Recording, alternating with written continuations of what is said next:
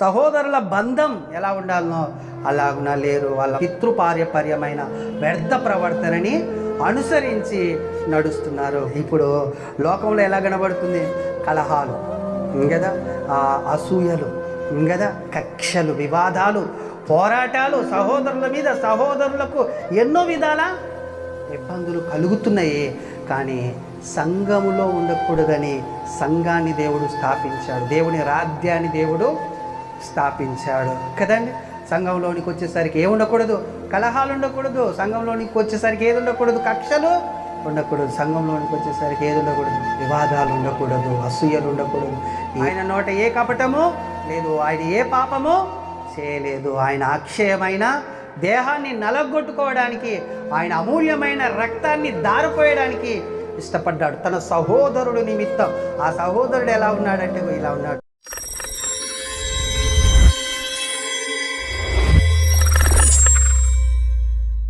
స్తోత్రం తండ్రి, మా పరిశుద్ధుడైన మా పరలోకపు తండ్రి, నీ కుమారుడైన యేసుక్రీస్తు నామంలో పరిశుద్ధాత్మ సహాయం చేత నీ పిల్లలం ఇదిగోనైనా ప్రాముఖ్యమైన సెక్షన్లోనికి మేము వచ్చి ఉన్నాం తండ్రి. నీ మాటలు బలమైనవి, శక్తిగలవి, అధునాతనమైనవి, అసాధారణమైన కార్యాలు నీ మాటలు చేస్తవి దేవా. అలాంటి నీ మాటలు మేము ధ్యానించి మా హృదయంలో నింపుకొని నీ కుమారుడు రాకడకు సిద్ధపడాలని నాయన మేము సిద్ధపడి ఉండగా నీ ఆత్మ సహాయాన్ని జ్ఞానం చేత ఈ వాక్యోపదేశమును మీరు నా తండ్రి మాట్లాడి నాయన ఉపదేశించి ముందుకు నడిపించి మాయం పొందమని వేడుకొనిచున్నాం. సమస్త విధములైన ఆటంకాలను యేసుక్రీస్తు నామములో తొలగించండి.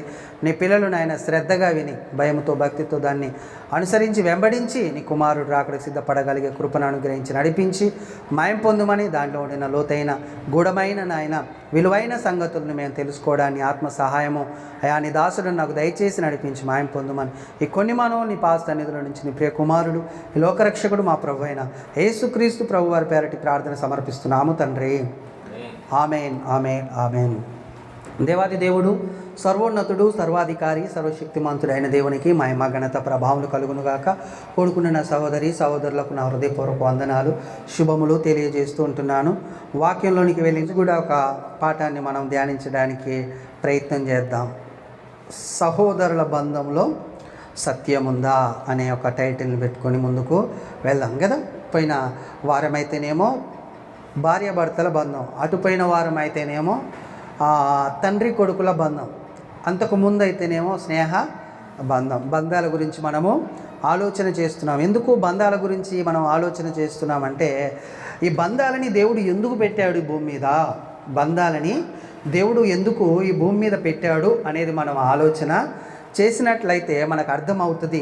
ఏదో మనకు తెలియాలని, దాన్ని గ్రహించాలని, దాన్ని తెలుసుకొని భయముతో భక్తితో ఈ భూమి మీద నడవాలని పరలోకంలో ఉండిన విలువలు, అక్కడ ఉండిన సత్సంబంధము ఎలాంటిదో ఈ భూమి మీదనే కొన్ని బంధాలను పెట్టి ఆయన తెలియజేయడానికి ప్రయత్నం చేస్తున్నాడు అని బైబిల్ బోధిస్తుంది కదండి. బైబిల్ యొక్క సారాన్ని మొదటిగా మనం తెలుసుకోవాలి. బైబిల్లో ఉండిన సారం ఏంటి అనేది మనము తెలుసుకోవాలి కదండి. ఈ భూమిని, ఈ సృష్టిని, ఇదంతటిని చేయడానికి కారణం ఏంటి? ఇంతకు ఆయన నిమిత్తం కలగజేసుకున్నాడు, మన నిమిత్తము కాదు. ఆయన నిమిత్తం ఇదంతటిని చేసినట్లుగా బైబిల్లో మనకు కనబడుతుంది కదండి. ఆయన నిమిత్తం చేసిన ఈ సృష్టిలో మరి ఆయన కొరకు బ్రతకవలసిన మనుషులు ఎలా బ్రతుకుతున్నారు, ఎలాగునా నడవమంటే అలాగునే నడిచి బ్రతుకుతున్నామా అనేది మనము ఆలోచన చేద్దాం. అంతకుముందు ఇది ఆయన నిమిత్తమే సృష్టించాడు అనే మాటను మనము ఒకటి చూద్దాం. రోమపత్రిక 11వ అధ్యాయము 36వ వచనం. ఆయన మూలమునను, ఆయన ద్వారాను, ఆయన నిమిత్తము సమస్తము కలిగి ఉన్నవి, యుగ యుగముల వరకు ఆయనకు మహిమ కలుగునుగాక. చాలు. అయితే ఆయన ద్వారా, ఆయన మూలమున, ఆయన నిమిత్తము, దేవుని నిమిత్తము ఇదంతా కలిగింది సృష్టి అనేది మనకు అర్థమవుతుంది కదండి. అయితే మరి యేసుక్రీస్తు ప్రభువారిని ఈ భూమి మీదకి దేవుడు ఎలా పంపించాడు అనేది మనకు అర్థం కావాలి కదా. సహోదరుల బంధం తెలియాలి మనకంటే యేసుక్రీస్తుని గురించిన కొంచెం పరిచయం మనకు అవసరమై ఉన్నది. ఎందుకంటే సహోదరుల బంధాన్ని కూడా ఒక విషయంలో లేకపోతే ఒక విధానంలో, దేవుని ఉద్దేశంలో, సంకల్పంలో ఈ భూమి మీద దేవుడు ఉంచాడు కదా. అది మనకు అర్థం కావాలంటే మొదటిగా యేసుక్రీస్తు ప్రభువారు మనకు అర్థం కావాలి. ఆయన ఎవరు అంటే ఆదిలో పుట్టినవాడు, ఆది సంభూతుడు కదా. దేవుని స్వరూపం, దేవుని స్వరూపి అయి ఉన్న యేసుక్రీస్తు ప్రభువారు ఈ భూమి మీదకి ఎలా వచ్చాడు అంటే దాసుడుగాను, దరిద్రుడుగాను, రాజుగాను, యాజకుడుగాను, సహోదరుడుగాను కదా. అంతకు మించితే ఇంకా మనం మర్మం తెలుసుకోవాలంటే ఒక భర్తగాను, ఒక ప్రేమికుడుగాను, ఒక స్నేహితుడిగాను ఆయన ఈ భూమి మీదకి వచ్చినట్లు మనం బైబిల్లో చూస్తాం కదండి. అయితే ఇన్ని బంధాలని పెనవేసుకొని ఆయన ఈ భూమి మీదకి వచ్చాడు. ఆయన మొదటి స్వరూపం కానీ, ఆయన మొదటి యొక్క స్థితి కానీ ఎలా ఉంది అని మనం ఆలోచన చేస్తే ఒక వచనాన్ని చూద్దాం. కొలసి పత్రిక 1వ అధ్యాయము 15వ వచనం. ఆయన అదృశ్య దేవుని స్వరూపి అయి సర్వ సృష్టికి ఆది సంభూతుడై ఉన్నాడు. ఎవరట? యేసుక్రీస్తు ప్రభువారు ఎలా ఉన్నాడు ఈ భూమి మీదకి శరీరధారి అయి రాకముందు అని మనం ఆలోచిస్తే ఆయన అదృశ్య దేవుని స్వరూపి అయి సర్వ సృష్టికి ఆది సంభూతుడై ఉన్నాడు. చూసారండి ఎలా ఉన్నాడు యేసుక్రీస్తు ప్రభువారు? ఒకప్పుడు సర్వ సృష్టికిని ఆది సంభూతుడు అంటే ఆది సంభూతుడు అంటే ఆదిలో పుట్టినవాడు. మొదట యేసుక్రీస్తు ప్రభువారు ఉన్నాడు. ఆయన ఎలా ఉన్నాడు అనేది మనం ఆలోచిస్తే ఆయన దేవుని స్వరూపి అయి కదా, అదృశ్య దేవుని స్వరూపి అయి ఉన్నట్లు మనము చూస్తున్నాం కదా. అంత గొప్పవాడు ఎలా వచ్చాడు? వీరికి చాలా తగ్గించుకొని ఈ భూమి మీదకి వచ్చాడు. ఎందుకు వచ్చాడు ఆయన అంత తగ్గించుకొని ఎందుకు వచ్చాడు? ఇంకోటి తెలుసా అండి, ఆయనట మనల్ని సహోదరుడు అని పిలవటానికి సిగ్గుపడలేదట, సహోదరుడు అనిపించుకోవడానికి సిగ్గుపడలేదు అని బైబిల్లో రాయబడి ఉంది వచనం కదా. ఎందుకు సిగ్గుపడాలయ్యా మనల్ని సహోదరుడు అని అనటానికంటే ఆదాం మొదలుకొని మనం చేసిన అనేకమైన ఆజ్ఞ అతిక్రమములు కావచ్చు, దేవునికి విరుద్ధమైన చర్యలు, క్రియలు ఎన్నో చేశాం. కానీ యేసుక్రీస్తు ప్రభువారు పరిశుద్ధుడిగా, పవిత్రుడిగా కదా, ఏ లోపము కానీ ఏ పాపము కానీ తాకని వాడు, అంటని వాడు, లేకపోతే దాంట్లో నడవని వాడుగా ఉండి ఈ భూమి మీదకి వచ్చి పాపులనైన మనల్ని ఏమని పిలవడానికి సిగ్గుపడలేదట, సహోదరుడు అని పిలవడానికి సిగ్గుపడలేదట. చూడండి, మనము ఒక మనిషిని మన సహోదరుల్లో, లేకపోతే మన వంశంలో, లేకపోతే మన గ్రామంలో, మన బంధువుల్లో ఎవరైనా కొంచెం తాగుబోతు కానీ, కొంచెం దొంగతనం చేసే వ్యక్తి కానీ, నరహత్య చేసే వ్యక్తి కానీ కదా, ఇలాంటి వారిని చూస్తే మనం ఏం చేస్తాం?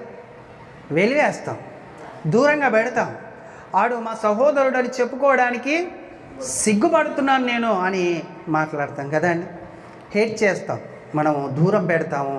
ఎవరిని అంటే ఈ లోకంలో విరుద్ధంగా నడిచే వాళ్ళని, ఈ లోక చట్ట ప్రకారం కానీ, లేకపోతే మనం పెట్టుకుంటున్న ఏదైతే పారంపర్య ఆచారాల ప్రకారం నడవకుంటే వాడిని మనం అసహించుకుంటాం, దూరం చేస్తాం కదా. అవసరమైతే అతనికి మాకు సంబంధం లేదు అని చెప్పేస్తాం కదండి. మరి ఆదాము తనతో వచ్చిన సంతానమైన అందరూ పాపం చేశారు, తప్పు చేశారు కదా, హేయమైన క్రియలు చేశారు, దేవునికి విరుద్ధమైన క్రియలు చేశారు. అయినప్పటికీ ఆయన సిగ్గుపడలేదు అని ఒక మాటను చూడండి, మనల్ని సహోదరులు అని అనిపించడానికి ఆయన సిగ్గుపడలేదంట. హెబ్రీ పత్రిక 2వ అధ్యాయము 10వ వచనం చూడండి, 10 నుంచి 12, 2వ వచనం. ఎవని నిమిత్తము సమస్తమును ఉన్నవో, ఎవని వలన సమస్తము కలుగుచున్నవో, ఆయన అనేకులైన కుమారులను మహిమకు తెచ్చుచుండగా వారి రక్షణకర్తను శ్రమల ద్వారా సంపూర్ణునిగా చేయుట ఆయనకు తగును. పరిశుద్ధపరచు వారికిని పరిశుద్ధపరచబడు వారికిని అందరికీ ఒక్కటే మూలము. ఈ హేతువు చేత వారిని సహోదరులని పిలుచుటకు ఆయన సిగ్గుపడలేదట. చూసారండి, పాపములోను, ద్రోహములోను, వ్యతిరేకతలోను, దేవునికి విరుద్ధమైన స్వభావం కలిగి బ్రతుకుతున్న ఆదాములో నుంచి వచ్చిన సంతానం అంతటినీ ఆయన సహోదరులు అని పిలిచడానికట సిగ్గుపడలేదట. యేసుక్రీస్తు ప్రభువారికి మనకున్న తేడా చూడండి. ఇంత తాగుబోతైతే ఈయనకి నాకు సంబంధం లేదంటాం, వీడు బాగా తాగుతున్నాడు చెబితే వినటం లేదని అన్నీ మనం త్రోసేస్తాం, తీసేస్తాం. కానీ యేసుక్రీస్తు ప్రభువారు ఆదాములో నుంచి వచ్చిన సంతానాన్ని కానీ ఆదామును కానీ సహోదరులు అని పిలిపించుకోవడానికి ఆయననట సిగ్గుపడలేదంట కదండి. అసలుకి అంత స్థితిని వదిలి భూమి మీదకి రావటానికి ఆయన కదండి ఇబ్బంది పడాలి.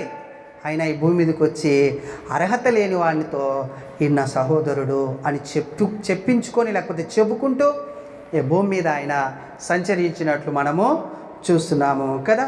అన్ని విషయంలో అండి, ఏ విషయంలో కూడా తప్పిపోకుండా సహోదరుడు అనిపించుకున్నాడట యేసుక్రీస్తు ప్రభువారు. అన్ని విషయములలోనూ అంటే ఇక ఒక్కాడ తీసేసి ఒక్కాడ కలిపేది లేకుండా ఆయన రక్తము, ఆయన మాంసము, ఆయన ఆలోచన, ఆయన యొక్క విధి విధానాలన్నీ ఆదాము సంతానంలో వచ్చినట్టుగానే వచ్చి భూమి మీదకి ఆయన ఏమని అనిపించుకోవడానికి ఏ ఒక్క దాంట్లో కూడా అయినా వేరే అనిపించుకోకుండా ఆయన భూమి మీదకి వచ్చాడట కదా. చూడండి, అదే హెబ్రీ పత్రిక 2వ అధ్యాయం 17వ వచనంలో ఒక మాట ఉంటుంది, అన్ని విషయములలో అని మాట ఉంటుంది. 2వ అధ్యాయం 17వ వచనం, కావున ప్రజల పాపమునకు పరిహారము కలగజేయుటకై దేవుని సంబంధమైన కార్యములలో కనికరమును నమ్మకమును గల ప్రధాన యాజకుడగు నిమిత్తము అన్ని విషయములలో చూసారండి, అన్ని విషయములలో తన సహోదరుని వంటి వాడు కావలసి వచ్చెను. కానీ సహోదరుడు అని అనకూడదు, యేసుక్రీస్తుని సహోదరుడు అని అనకూడదు. ఎందుకు అనకూడదు అయ్యా అంటే అక్కడనే మనకు వచ్చిన ఏం చెప్తుందంటే కావలసి వచ్చెను. ఆయన మనలాగున మనతో ఆదాము సంతానంలో నుంచి పుట్టినవాడు కాదు, మన రక్తము మన మాంసము కాదు ఆయనది అని ఎలా చెప్పగలుగుతావంటే ఆయన కన్యకకు పుట్టాడు. కన్యక గర్భము దేవుని శక్తి వలన ధరింపబడిన గర్భం అది కదండి. కాబట్టి అలాంటి స్వభావము, అలాంటి యొక్క మాంసము రక్తము కాకపోయినా అలాంటిది కావలసి వచ్చాను. అలాంటి వాడే కావాల్సి, అంటే మనకు ఆకలి అయినట్లు ఆయనకు ఆకలి అయింది, మనకు దాహం అయినట్లు ఆయనకు దాహం అయింది, మనకు కోపం వచ్చినట్లు మనకు దుఃఖం వచ్చినట్లు మనకి ఏదైతే స్వభావం ఉందో అంతా ఆయనకు కలిగేటట్లుగా వచ్చాడంట. అది కలిగేటట్లుగా ఈ భూమి మీదకి వచ్చాడు. అంతగా ఆయన తగ్గించుకొని మనల్ని సహోదరులు అని అనిపించడానికి ఈ భూమి మీదకి వచ్చినట్లుగా మనము చూస్తున్నాం. ఏ విషయంలోనూ ఆయన తక్కువ లేకపోతే ఎక్కువ అనకుండా సరి సమానంగా వచ్చాడు ఈ భూమి మీదకి. ఎక్కువ వాడయ్యండి, బాగా గుర్తుపెట్టుకోవాలి మాట కదండి. ఆయన ఎక్కువ వాడు. ఏమని చదువుకున్నాం మనం? ఆది సంభూతుడు, అదృశ్య దేవుని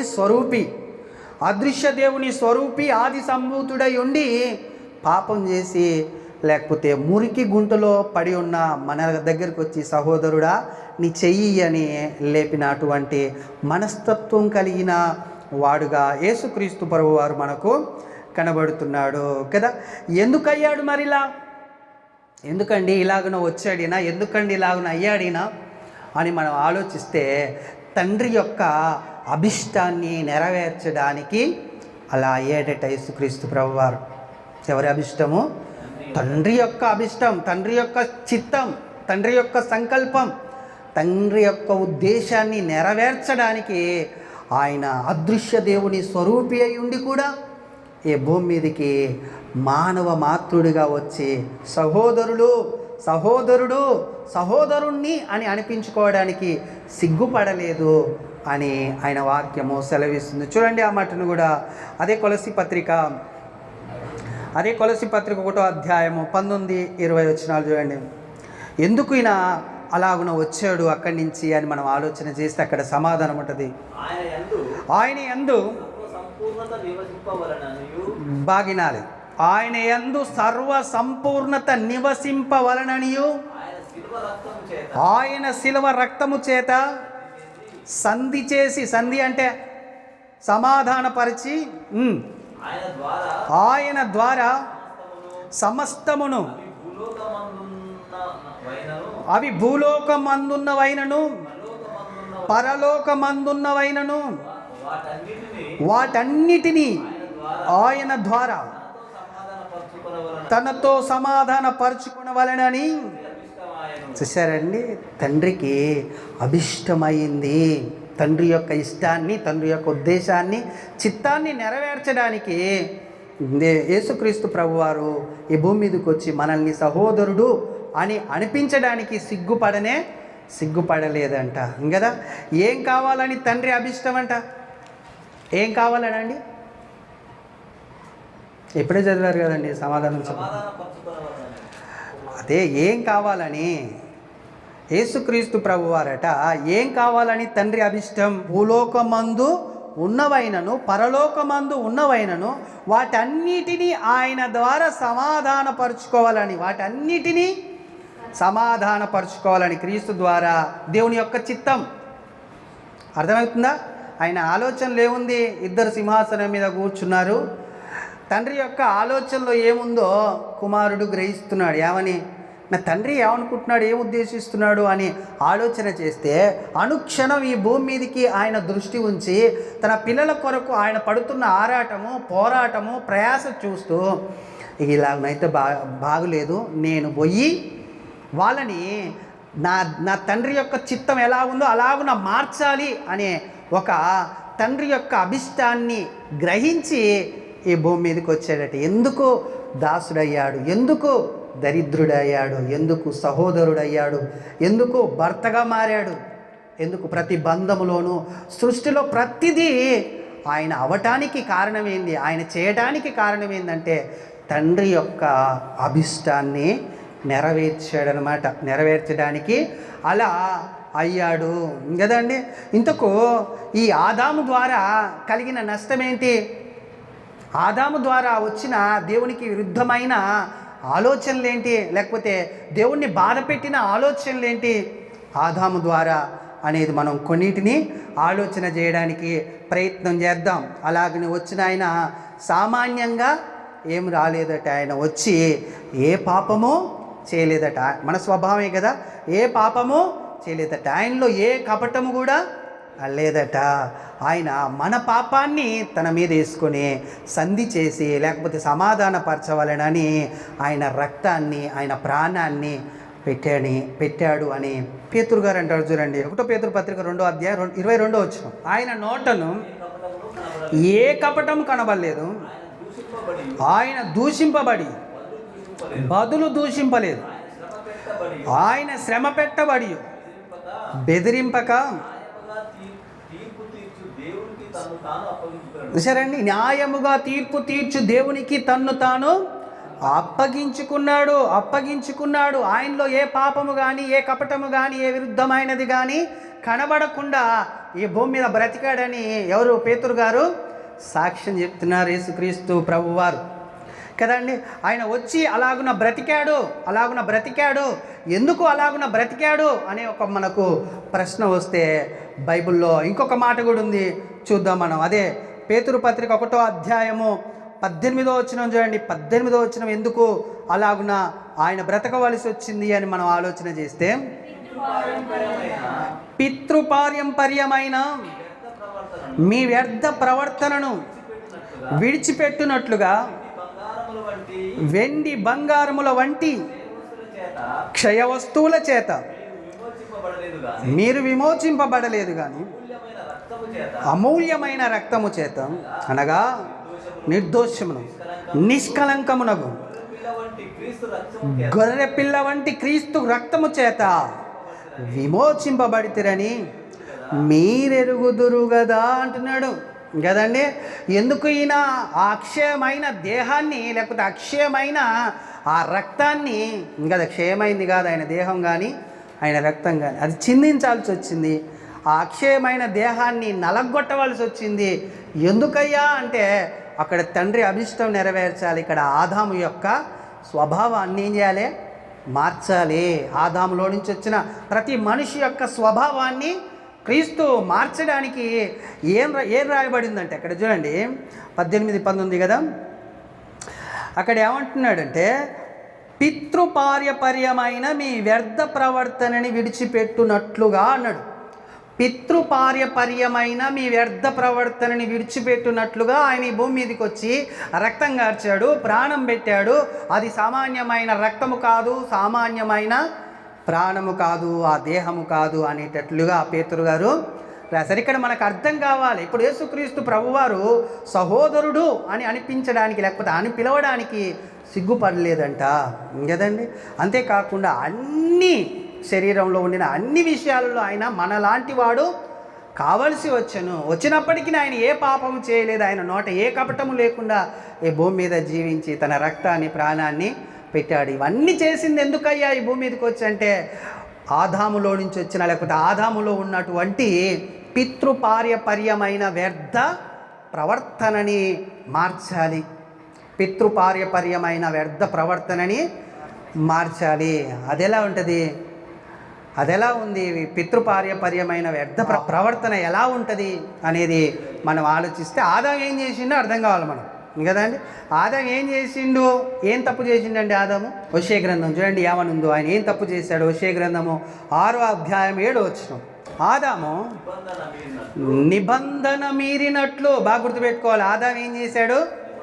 నిబంధన మీరాడు. ఆదాము ఏం చేశాడంటే నిబంధన మీరాడు. నిబంధన మీరడం ఏమైంది? ఆజ్ఞ అతిక్రమమైంది. అతడు చేసిన పాపం ఏంటంటే ఏదైతే తినకూడదు అని చెప్పిన ఆ పండుని ఆయన తిన్నాడు. ఎవరి రూపంలో ఎవరు తెచ్చిచ్చినా కానీ అది దేవుడికి సంబంధం లేదు. నువ్వు తినకూడదు అని చెప్పేశాడు. ఆయన తిన్నాడు కాబట్టి ఆయన ఏం మీరాడు? నిబంధనను మీరినట్లు వారు నా ఎడల విశ్వాసఘాతకులై నా నిబంధనను చూశారండి. ఎవరు మీరారట? నెక్స్ట్ వారు అంటున్నాడు. వారంటే ఎవరు? ఆదాములో నుంచి వచ్చిన అందరూ ఇప్పుడు అబ్రాహాం సంతానంలో నుంచి వచ్చిన వాళ్ళ గురించి మాట్లాడుతున్నాడు. ఇజ్రాయెల్ కదా, ఇజ్రాయెల్లో నుంచి వచ్చిన జనాంగం అంతా వాళ్ళు ఏమయ్యారట? విశ్వాసఘాతకులయ్యారట. విశ్వాసఘాతకులయ్యారట. చూశారండి. అంటే ఆయనలో నుంచి ఆదాములో నుంచి వచ్చిన మొట్టమొదటి తప్పు ఏంటంటే నిబంధనని ఆయన మీరాడు. అదే కంటిన్యూషన్గా కొనసాగుతుంది. అంతకంటే ఘోరమైన స్వభావం ఏంటో తెలుసా అండి? అంతకంటే ఘోరమైన తప్పేం చేశాడో తెలుసా? ఆదాములో నుంచి వచ్చిన ఆ కయ్యను ఎంత పెద్ద పాపం చేశాడు, ఎంత పెద్ద ఘోరమైన నేరం చేశాడు. ఆయన తన సహోదరుణ్ణే చంపేశాడు కదండి. చూడండి ఆ మాటను కూడా 1వ యోహాను పత్రిక 3వ అధ్యాయము 12వ వచనము. కయ్యను వంటి వారమై ఉండరాదు. వాడు ఎవరంటే దుష్టుని సంబంధి అయి తన సహోదరుణ్ణి చంపెను. వాడు అతనిని ఎందుకు చంపెను? తన క్రియలు చెడ్డవియు తన సహోదరుని క్రియలు నీతి గలవని ఉండెను గనుక కదా చంపింది. ఎందుకు చంపాడు? హేబేలు యొక్క క్రియలు ఎలాంటివి? మంచివి. కయ్యని యొక్క క్రియలు ఎలాంటివి? చెడ్డవి. కాబట్టి చంపేశాడు కదండి. తండ్రి నిబంధన మీరాడు, కొడుకు ఏం చేశాడు? మనిషినే చంపేశాడు. తన సొంత సహోదరుణ్ణే చంపేశారు కదండి.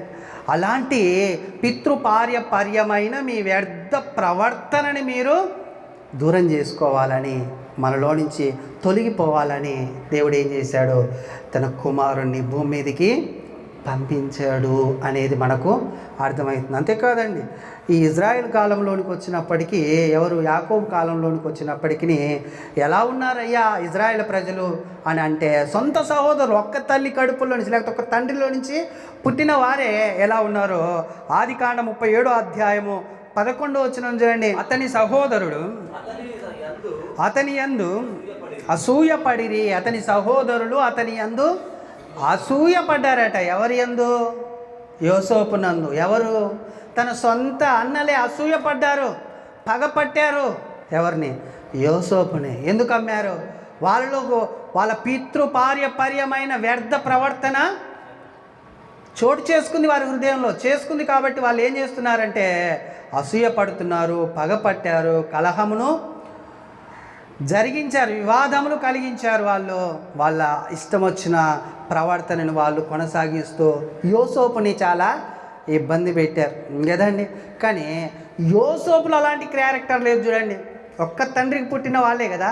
యోసేపు వాళ్ళు వచ్చి ఇబ్బంది పెడుతున్నప్పుడు, వాళ్ళు వచ్చి ఈయనని కష్టపెడుతున్నప్పుడు వాటిని అన్నిటిని ఓపికతో భరించి అవన్నీ ఎందుకు జరిగినవో తెలుసా మీకు అసలు అని తన అన్నలతో చివర ఎప్పుడు అంటే యాకోబు కూడా చనిపోయిన తర్వాత వాళ్ళ అన్నలు భయపడి ఇక ఇప్పుడు రాజ్యం మీద యోసేపు ఉన్నాడు, మన తండ్రి కూడా లేడు, వెనకటిది ఏదైనా జ్ఞాపకం చేసుకొని మునపటిది ఏదైనా జ్ఞాపకం చేసుకొని మనల్ని చంపేసే అవకాశం ఉంది, కాబట్టి మనం వెళ్ళి బ్రతిమలాడదాం అని సహోదరులందరూ యోసేపు దగ్గరికి వెళ్ళి ఏమంటున్నారో చూడండి. అదే ఆదికాండము 50వ అధ్యాయము 17వ. తండ్రి తాను చావక మునుపు ఆజ్ఞాపించినదేమనగా, మీరు యోసేపుతో మీ సహోదరులు మీకు కీడు చేసిరి గనుక దయచేసి వారి అపరాధములను వారి పాపమును క్షమించమని అతనితో చెప్పబడెను. దయచేసి క్షమించండి, మీ నాన్న ఉన్నప్పుడు మీ సహోదరులు చేసిన పాపం ఏదైతుందో, తప్పేదైతుందో, నిన్ను ఇబ్బంది పెట్టిన పరిస్థితులు ఏదైతున్నాయో వాటన్నిటిని క్షమించు అని సహోదరులు వర్తమానము యోసేపు దగ్గరికి తీసుకువచ్చారు. కాబట్టి దయచేసి నీ తండ్రి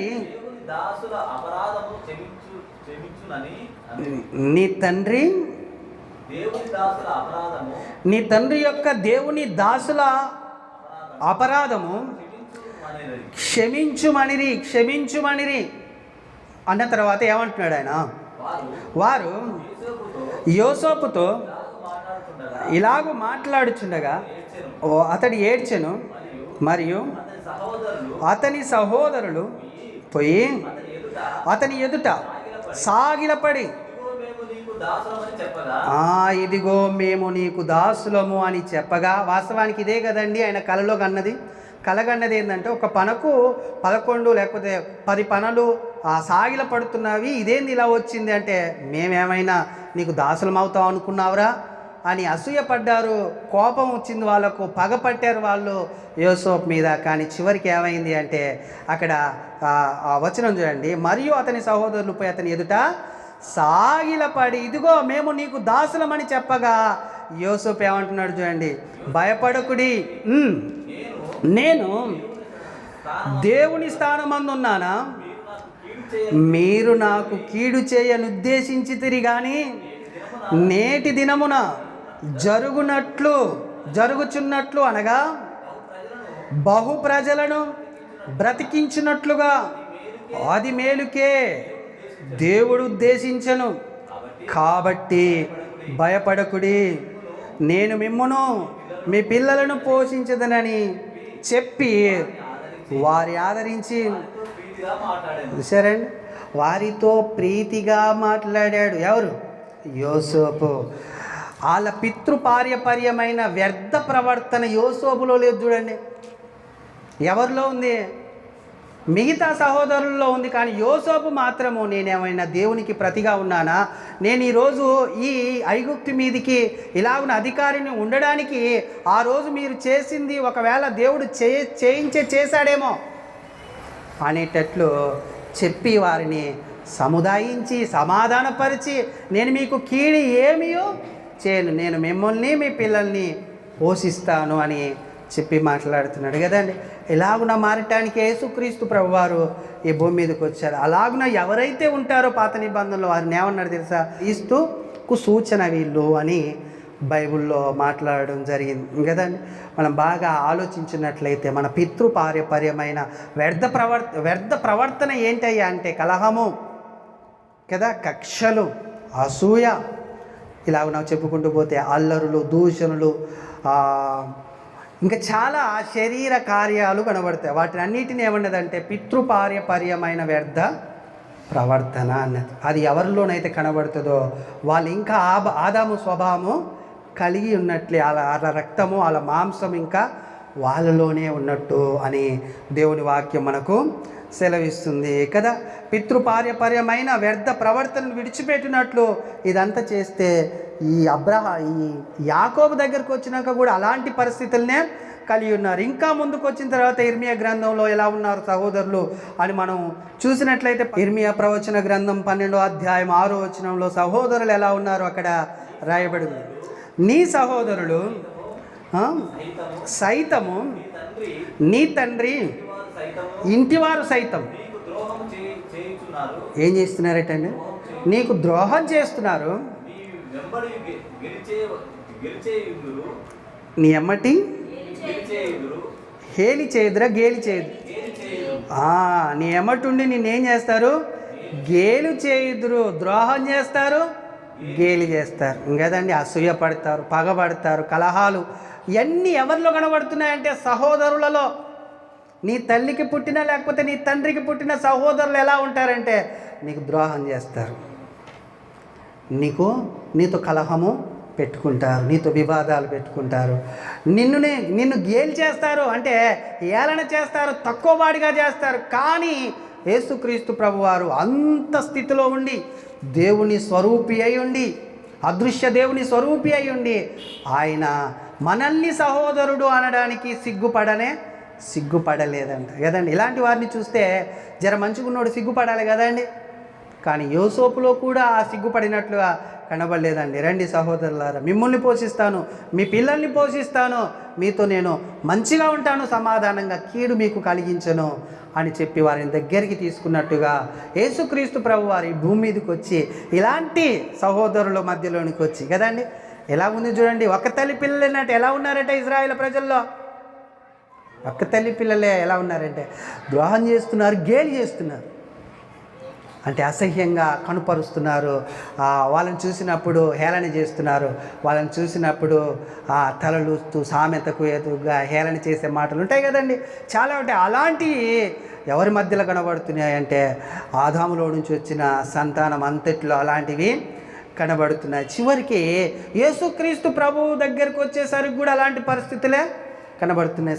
సహోదరునికి ఎలాగునైతే సహోదరుని బంధం ఉండాలనో అలాగున లేకుండా తన సహోదరులు ఏమంటున్నారు, ఎందుకు వచ్చావు మా ఇంటికి, ఎందుకు వచ్చి చెప్పు, నీ శిష్యులతో కలిసి ఎక్కడనో అద్భుతాలు చేసుకుంటూ అక్కడ చేసుకోపో, ఈ స్థలం విడిచి వెళ్ళు అని యేసుక్రీస్తు ప్రభు తన సొంత సహోదరులు ఒక్క తల్లి కడుపుల నుంచి పుట్టారు, ఒక్క తల్లి గర్భంలో నుంచి వచ్చిన సహోదరులు ఏమన్నారు చూడండి. అది యోహాను సువార్త 7వ అధ్యాయం 3వ వచనం. సహోదరులు ఆయనను చూచి నీవు చేయుచున్న క్రియలు నీ శిష్యులు చూచున్నట్లు ఈ స్థలము విడిచి యూదయకు వెళ్ళుము, ఈ స్థలం విడిచి వెళ్ళుము యూదయకు. ఇక్కడికి వచ్చావేంటి, నీ శిష్యులు చూస్తారు పో, నీ కార్యాలు మేం కాదు చూసేది, అంటే నీకు మాకు ఏం సంబంధం లేదు. ఈ స్థలం అంటే ఇది మాది, మా స్థలం, మా ఇల్లును వదిలేసి వెళ్ళిపో, మా ఇంట్లో నుంచి బయటికి వెళ్ళి తన సహోదరులు అంటున్నాడు. చూసారండి, సహోదరుల బంధం ఎలాగునా ఉండాలి అని దేవుడు అనుకున్నాడు. అందరినీ భూలోకంలో ఉన్నవారిని పరలోకంలో ఉన్నవారిని అందరినీ తన కుమారుని ద్వారా సమాధానపరచుకోవాలనేది ఏమో దేవుని చిత్తమైతే వీళ్ళు ఏం చేస్తున్నారు, యేసుక్రీస్తు ఈ భూమి మీదకి వచ్చి నడుస్తున్నప్పుడు కూడా ఇలాంటివే కనబడుతున్నవి. అప్పటి వరకు కూడా అంటే గేలి చేస్తున్నారు, ద్రోహం చేస్తున్నారు. అవసరమైతే మా సహోదరుని మేము పట్టిస్తామని పరిసయ్యుల్ని సద్దుకాయల్ని తీసుకొచ్చి అప్పజెప్పిన క్యారెక్టర్లైన వాళ్ళు యేసుక్రీస్తు యొక్క సహోదరులు. మన్నకు పిచ్చి పట్టిందని చెప్పి రండి తీసుకెళ్దురని తన ఇంటికి ఆ వాక్యం చెప్తున్న ఇంటికి పరిసయ్యులను సద్దుకాయలను తీసుకువెళ్ళిన వ్యక్తులుగా ఎవరు కనబడుతున్నారు, యేసుక్రీస్తు యొక్క సహోదరులు. ఎలా ఉన్నారంటే సహోదరుల బంధం ఎలా ఉండాలనో అలాగునా లేరు. వాళ్ళ పితృపార్యపర్యమైన వ్యర్థ ప్రవర్తనని అనుసరించి నడుస్తున్నారు. కానీ ఇక్కడ మనము ఆలోచించాలి, సంఘములో ఉండకూడదని దేవుడు చూశాడండి. ఇప్పుడు లోకంలో ఎలా కనబడుతుంది, యేసుక్రీస్తు వచ్చినంత వరకు కలహాలు కదా, అసూయలు కదా, కక్షలు, వివాదాలు, పోరాటాలు, సహోదరుల మీద సహోదరులకు ఎన్నో విధాల ఇబ్బందులు కలుగుతున్నాయి. కానీ సంఘములో ఉండకూడదని సంఘాన్ని దేవుడు స్థాపించాడు, దేవుని రాజ్యాన్ని దేవుడు స్థాపించాడు కదండి. సంఘంలోనికి వచ్చేసరికి ఏమి ఉండకూడదు, కలహాలు ఉండకూడదు. సంఘంలోనికి వచ్చేసరికి ఏది ఉండకూడదు, కక్షలు ఉండకూడదు. సంఘంలోనికి వచ్చేసరికి ఏది ఉండకూడదు, వివాదాలు ఉండకూడదు, అసూయలు ఉండకూడదు, ఏది ఉండకూడదు. అంత ఎలా ఉండాలి. యేసుక్రీస్తు ఇప్పుడు ఎలా ఉన్నాడు, ఆయన నోట ఏ కపటము లేదు, ఆయన ఏ పాపము చేయలేదు. ఆయన అక్షయమైన దేహాన్ని నలగొట్టుకోవడానికి, ఆయన అమూల్యమైన రక్తాన్ని దారిపోయడానికి ఇష్టపడ్డాడు తన సహోదరుడు నిమిత్తం. ఆ సహోదరుడు ఎలా ఉన్నాడంటే ఇలా ఉన్నాడు. ఇప్పుడు మనం ధ్యానించిన వచనాలు ఉన్నాయే, అలాగునున్నారు ఈ భూమి మీద. ఆదాములో నుంచి వచ్చిన ప్రతి మనిషి యేసుక్రీస్తు సహోదరుడైతే అలాగున అంత ఏమంటారు, ఊబిలో పడి లేవలేకపోతున్న వాళ్ళని చూస్తుంటాం కదా, పశువులు గేదెలు లేకపోతే జంతువులు పడుతుంటాయి ఊబిలాడు. అలాంటి పరిస్థితుల్లో వచ్చి ఆయన ఆ మురికి చేతిని కూడా అందుకొని అందులో నుంచి మనల్ని లేపి నిలవబెట్టాడు అనే ఆలోచన మనకు. అలాంటి స్థితిలో ఉన్న పాపం అనే మురికి ఊబిలో పడి ఉన్నాం. మనల్ని ఆయన లేపడానికి వచ్చినప్పుడు సిగ్గుపడలేదట. అన్ని విషయములలో మనలాంటి వాడు ఆయన అయ్యి ఈ భూమి మీద సంచరించాడు. కానీ ఆయన ఏం చేస్తున్నారు, ఈ స్థలం విడిచి వెళ్ళిపో, ఈ స్థలములో ఉండడానికి వీల్లేదు అని అంటున్నారని ఇంకదా. అయితే దేవుని మర్మమై ఉన్న దేవుని సంఘము యేసుక్రీస్తు ఆ ప్రభువారిని దేవుడు సహోదరులుగా మరలా ఇక్కడనైనా మంచిగా ఉండాలి వీళ్ళు కదా, అన్యోన్య సహవాసం కలిగి, ఐక్యత కలిగి, ఏక మనసు కలిగి, ఏక స్వభావం కలిగి ఉండాలి అని చూశాడు. కానీ మొదటి ఆది అపోస్తలులు నిర్మించిన సంఘంలోనే ఏం కనబడుతుంది తెలుసా, మరలా అదే కక్షలు, అదే కలహాలు, అదే వివాదాలు అవే కనబడుతున్నాయి. చూడండి, కొరింథీ పత్రిక 1 కొరింథీ పత్రిక 1వ అధ్యాయం 10వ వచనం నుంచి, 1 కొరింథీ పత్రిక 1వ అధ్యాయము 10వ వచనం నుంచి, సోదరులారా మీరందరూ ఏక భావముతో మాట్లాడవలెననియు, మీలో కక్షలు లేక ఏక మనస్సుతోనూ ఏక తాత్పర్యముతోనూ మీరు సన్నద్ధులంటే సిద్ధపడి ఉండవలెననియు మన ప్రభు అయిన యేసుక్రీస్తు పేరట మిమ్మును వేడుకొనుచున్నానయ్యా. మిమ్మల్ని బ్రతిమిలాడుచున్నా నేను. పౌలు గారు ఆ సంఘంలో ఉన్న వారిని బ్రతిమిలాడుచున్నారు, వేడుకొనుచున్నారు. ఏమని? ఏక మనసుతో, ఏక భావముతో, ఏక తాత్పర్యముతో మీరు ఉండాలి కదా. మీలో ఈ కక్షలు ఎక్కడి నుంచి వచ్చాయి? కక్షలే కాదు, కలహాలు కూడా. 11లో చూడండి, నా సహోదరులారా మీలో కలహములు కలవని మిమ్మను గూర్చి క్లోయో ఇంటి వారి వలన నాకు తెలిసి వచ్చెను. చూసారండి, ఇంకా రెండవది ఏం కనబడుతుంది? కలహం కనబడుతుంది. రెండవది, మొదటిది కక్ష అయితే రెండవది కలహము. 10వ వచనంలోనేమో కక్ష కనబడుతుంది, 11వ వచనంలోనేమో కలహము కనబడుతుంది కదండి. 3వ అధ్యాయం 3వ వచనం చూడండి, అక్కడ అసూయ కనబడుతుంది. అదే 3వ అధ్యాయం 3వ పక్కన పేజీ. మీలో అసూయలు కలహములను ఉండగా మీరు శరీర సంబంధులై మనుషుల రీతిగా నడుచుకుని వారు కారా అంటున్నాడు.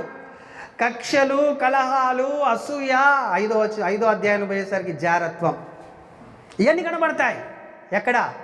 ఎక్కడని? సంఘంలో ఏ ఉండకూడదు? ఏక మనసు, ఏక తాత్పర్యం, ఏక భావం కలిగి మీరు నడుచుకోవాలి కదా. మిమ్మల్ని వేడుకుంటున్నాను, ఇలా ఉండండి మీరు. ఎందుకు మీలో కలహాలు, కక్షలు, ఎందుకు అసూయ, ఎందుకు జారత్వం, ఇవన్నీ ఎందుకు సంఘంలో వినబడుతున్నవి, కనబడుతున్నవి అనేది ఆలోచన చేస్తున్నాడు. ఎవరు? పౌలు గారు కదండి. ఇలాంటివి కనబడుతున్నప్పుడు ఎలా ఉంటుందండి దేవుడికి? ఈ బంధం అంతా ఫెయిల్ అయింది, ఈ లోకంలో సహోదరుల బంధం అంతా ఫెయిల్ అయిపోయింది. ఇక ఒక సంఘం, ఒక రాజ్యం, పరిశుద్ధమైనది, పవిత్రమైనది, నిష్కలంకమైనదిగా ఒక దాన్ని నేను స్థాపిస్తాను. ఆ స్థాపించిన దాంట్లో ఏక మనసు కలిగి, ఏ కలహం లేకుండా, ఏక భావం కలిగి, ఏ కక్ష లేకుండా, ఏక తాత్పర్యం కలిగి, ఏ అసూయలు లేకుండా ఉంచాలి అనుకున్నాడు ఆ సంఘాన్ని దేవుడు. పరిశుద్ధంగా, పవిత్రంగా, దాని కొరకు తన కుమారుడి యొక్క రక్తాన్ని చిందించడానికి ఇష్టపడ్డాడు దేవుడు. అయినా కానీ సంఘంలో ఏం కనబడుతుంది? సంఘంలో ఎవరుంటారండి? సహోదరులే కదా. సహోదరుల మధ్యలో ఏం కనబడుతుంది అంటే, నేను కేపా వాడిని, నేను పౌలు వాడిని, నేను అపోల్ల వాడను, నేను క్రీస్తు వాడనని నాలుగు రకాలుగా భేదాలు పుట్టించుకొని ఎవడు వాడు వివాదాల్లో, ఇబ్బందుల్లో పడిపోతున్నారు కదండి. ఆలోచన చేయండి, ఎప్పటికీ అదే జరుగుతుంది భూమి మీద కూడా. ఇప్పటికీ సంఘాలలో సమాధానం లేదు. సంఘాలని సంధి చేశాడు, సంఘాన్ని సమాధానపరిచాడు దేవుడు యేసుక్రీస్తు ప్రభు ద్వారా. కానీ ఆ సమాధానం లేదు. ఏం చేస్తున్నారు సహోదరులు? క్రైస్తవ్యంలోనే డిబేట్లు, క్రైస్తవ్యంలోనే విరుద్ధమైన స్వభావాలు కలిగిన మనుషులు, శరీర సంబంధమైన మనుషులు ఈ శరీర రీతిని అనుసరించి దాన్ని అనుభవిస్తూ, దాన్ని జుర్రుకుంటూ, దాంట్లో సంతోషం అనుభవిస్తూ కొనసాగుతున్న మనుషులు కనబడుతున్నారు. దేవుణ్ణి నమ్ముకొని యేసుక్రీస్తు సంఘంలో చేర్చబడి కూడా మళ్ళా అప్పుడు తండ్రి ఎంత బాధపడతాడో ఆలోచించండి. ఇదేంటిదంటే మీ పితృపార్యపర్యమైన వ్యర్థ ప్రవర్తన. ఈ ప్రవర్తన పోవాలి వీళ్ళ నుంచేనే యేసుక్రీస్తు ప్రభువారిని, తన సొంత కుమారుణ్ణి, జనకైక కుమారుణ్ణి భూమి మీదకి పంపించాడండి దేవుడు. ఇది ఆలోచించక క్రైస్తవులు తన ఇష్టం వచ్చినట్లు సంఘాలలో చేరి ఇబ్బంది పెడుతున్నారు, అవమానపరుస్తున్నారు, ఏలన చేస్తున్నారు. ఎవరిని? యేసుక్రీస్తు ప్రభువారిని. నిజంగా యేసుక్రీస్తు ప్రభువారి సహోదరుడు అని పిలవడానికి కానీ అనిపించుకోవడానికి కానీ సిగ్గుపడలేదు. అయితే ఇప్పుడు మనుషులందరూ యేసుక్రీస్తు ప్రభువారిని సహోదరుడు అని ఎవరు అనిపించుకుంటారు చెప్పండి? ప్రశ్న. నేను యేసుక్రీస్తు సహోదరుణ్ణే అని అలాంటి మనసు, ఏకతాత్పర్య, ఏకభావం, ఏక మనసు ఎవరిలో ఉంటుంది? ఎవరిలో ఉంటుందని చెప్పాడు యేసుక్రీస్తు ప్రభువారు అనేది మనం ఆలోచన చేయాలి. వార్త 3వ అధ్యాయము 31వ వచనం. ఆయన సహోదరులను తల్లియు వచ్చి వెలుపల నిలిచి ఆయనను పిలవనంపించి జనులు గుంపులుగా ఆయన చుట్టూ కూర్చుండిరి. వారు, ఇదిగో మీ తల్లియు మీ సహోదరులను వెలుపల ఉండి నీకోసం వెతుకుచున్నారు అని ఆయనతో చెప్తున్నారు. కొంతమంది పిలిపిస్తున్నారు. ఎక్కడుండి అండి వాళ్ళు ఏడున్నారు? ఈయన ఏం చేస్తున్నాడు? వాక్యం చెప్తున్నాడు. ఎక్కడ చెప్తున్నాడు? గుంపు అంతా చుట్టుంది. ఆ గుంపులో అందరికీ వాక్యం చెప్తున్నారు. అవతల ఉన్న వాళ్ళు ఏడుండాలి? తన తల్లి కానీ సహోదరులు కానీ ఏడుండాలండి? వాస్తవానికి ఆ గుంపులనే ఉండాలి. ఆ వాక్యం చెప్పే చోట, ఆ వాక్యం వినే చోట ఉండాలి. కానీ వాళ్ళు కూడా రాకుండా ఇంకొకరిని సిఫారసు ఇచ్చి పంపిస్తున్నారు. ఏమని పంపిస్తున్నారు? వచ్చారని చెప్పుపో. చెప్తే ఏమైంది? రమ్మంటాడు యేసుక్రీస్తు బాబు, లేకపోతే ఆపేసి వాక్యము వెళ్తాడు ఆడికి అని చూశారు వాళ్ళు. ఆయన ఏమన్నాడు చూడండి, కింద ఏమన్నాడు చూడండి. ఆయన నా తల్లి నా సహోదరులు ఎవరని తన చుట్టూ కూర్చున్న వారిని కలియ చూచి, ఇదిగో నా తల్లియు నా సహోదరులను బాగినాలే దేవుని చిత్తము చొప్పున జరిగించువాడే నా సహోదరుడును నా సహోదరియు తల్లియునని చెప్పెను. కదండి, ఏం చెప్తున్నాడు చూడండి. నేను నా తండ్రి చిత్తం చేయడానికి భూమి మీదకి వచ్చాను. నాలాగునే నా తండ్రి చిత్తం ఎవరైతే చేస్తారో వాడే నా సహోదరుడు, వాడే నా తల్లి అని అనిపించుకుంటారు కదా. ఎవరు నా తల్లి, ఎవరు నా తండ్రి అంటే వాక్యం విని దాని ప్రకారం నడిచేవారే నా తల్లి, నా తండ్రి. ప్రభువా అని నన్ను పిలిచేవాడు పరలోక రాజ్యంలోనికి రాలేడు కానీ తండ్రి చిత్తము చేసి. ఏం చెప్పాడు కదండి. అలాగున నెరవేర్చే వాళ్ళే ఎవరికి సహోదరులు అనబడతారు? ఇప్పుడు యేసుక్రీస్తుకు సహోదరులు ఎవరు అనబడతారయ్యా అంటే తండ్రి చిత్తం చేసేవాళ్ళు, వాక్యానుసారంగా బ్రతికే వాళ్ళే. వాళ్ళనే రేపు ఏమంటాడు తెలుసా? సిగ్గుపడకుండా ఈయన నా సహోదరుడు తండ్రి అని చెప్తాడు పరలోకంలో మనం వెళ్ళిన తర్వాత. లేకపోతే నేను కూడా సిగ్గుపడతానని చెప్పేశాడు. మీరు నన్ను నా నామాన్ని కానీ భరించకుంటే, నన్ను నా నామాన్ని కానీ ప్రకటించకుంటే, నన్ను నా నామాన్ని బట్టి సిగ్గుపడితే నేను కూడా ఆ పరలోకంలో నా తండ్రి దగ్గర కోట్లాది దూతలతో ఉన్నప్పుడు సిగ్గుపడతాను, నేను కూడా ఒప్పుకోనని చెప్పేశాడు కదా. ఆలోచన చేయాలి కదా. ఎందుకో రోజు వాక్యం పెట్టాను నేను అంటే ఈ సహోదరుడు అని ధైర్యంగా చెప్పగలిగే దమ్ము మనకి ఎప్పుడు వస్తుందంటే, ఎప్పుడు ఆ ధైర్యం వస్తుందంటే వాక్యం మన హృదయంలో ఉన్నప్పుడు, మన వాక్యం విని దాని ప్రకారం నడుచుకుంటున్నప్పుడు, అప్పుడు మన భక్తి మనకు ధైర్యాన్ని ఇస్తుంది. మన యథార్థ ప్రవర్తన మన నిరీక్షణకు ఆధారం అవుతుంది. అప్పటి వరకు మనము యేసుక్రీస్తు సహోదరులమేనా అన్న డౌట్ వస్తుంది అనమాట. అంతేనే కదా. ఎవరు నాకు సహోదరులు అనబడతారు తెలుసా? తండ్రి చిత్తం చేయాలి. తండ్రి చిత్తం ఏంటిదట? ఏక మనసు, ఏక తాత్పర్యం, ఏక భావం. సహోదరుడు ఒకవేళ ఇబ్బందులు ఉంటే ఏం చేయాలి? ఒక 7 విషయాలని మీకు పూర్ణంగా 7 విషయాలని బాగా గుర్తుపెట్టుకొని 2 కొరింథీ పత్రిక 11వ అధ్యాయం 9వ వచనంలో చూడండి ఏం చేయాలనో సహోదరులు, సంఘంలో ఉండిన సహోదరులు అక్కడ తెలియజేస్తున్నాడు. మరియు నేను మీ వద్దనున్నప్పుడు నాకు అక్కర కలిగి ఉండగా నేను ఎవ్వరి మీదను భారం మోపలేదు. మాసిదోనియా నుండి సహోదరులు వచ్చి నాకెర తీర్చిరి. మాసిదోనియా నుంచి సహోదరులు వచ్చి ఏం చేశారట? అక్కెర తీర్చారట. భక్తుడి అక్కెర లేకపోతే అక్కడ ఉండిన ఆ సేవ చేస్తున్న వ్యక్తి, లేకపోతే దేవుని దాసుడు, దేవుని సేవకుని యొక్క అవసరాలు ఏం చేశారట? ఎక్కడి నుంచి వచ్చారట? అక్కడ ఉన్నోళ్ళు కాదట, అక్కడ ఉన్న కొరింథీ సంఘం కాదట, మాసిదోనియా నుంచి వచ్చి నాకెర తీర్చారు. మీరు మీ నాకెర నిమిత్తం మిమ్మల్ని నేనేమీ బాధ పెట్టలేదు. కాబట్టి మీలో ఏముండకూడదు? కలహాలు, కక్షలు, విభేదాలు, అల్లరులు కదా, అసూయ, జారత్వం ఇవన్నీ ఉండకూడదు కదా నా సహోదరి సహోదరులారా అని అక్కడ ఆయన చెప్తున్నాడు. మీరు కూడా నాకెరేం తీర్చలేదు, సహోదరులు వచ్చి తీర్చారు, కానీ మీరేంది ఇలా ఉన్నారు అనేటట్లు మాట్లాడుతున్నాడు కదా. ఆలోచించాలి, ఏం చేయాలి? సహోదరుల బంధం కలిగి ఉంటే, సహోదరుల బంధములో సత్యం ఉందా అన్న ఆలోచన మనం చేస్తున్నాం. సహోదరుల బంధములో సత్యము ఉందా అంటే ఉంది అని చెప్పాలంటే ఏం చేయాలి? అక్కెర తీర్చాలి, పక్క సహోదరుడి అక్కెర తీర్చాలి. రెండవది అపోస్తుల కార్యములు 21వ అధ్యాయం 17వ వచనం మనకు వచ్చినప్పుడు సహోదరులు మమ్మల్ని సంతోషముతో చేర్చుకుని మరునాడు పెద్దలందరూ అక్కడికి వచ్చి ఉండగా పౌలు మాతో కూడా యాకోబు నొద్దకు వచ్చిన. మొదట ఏం చేశారట? వీళ్ళు సంతోషముగా చేర్చుకున్నారట. ఎవరిని? సహోదరుణ్ణి. ఎక్కడికి వెళ్ళారు? ఈయన 3వ ప్రయాణంలో ఇక్కడ అంతియోకియా, ఇక్కడ స్వార్థ ప్రకటించి యెరూషలేముకు వెళ్ళాడు. యెరూషలేములో ఉండిన సహోదరులు ఏం చేశారు? వీళ్ళని సంతోషముగా ఏం చేశారు? చేర్చుకున్నారు. సంతోషముగా చేర్చుకోవాలి సహోదరుల్ని కదండి. సంఘాలలో కొంతమందిని ఇబ్బంది పెట్టి దూరం చేసి హేట్ చేస్తారు. చేస్తారా? అలాగునా చేయకూడదు.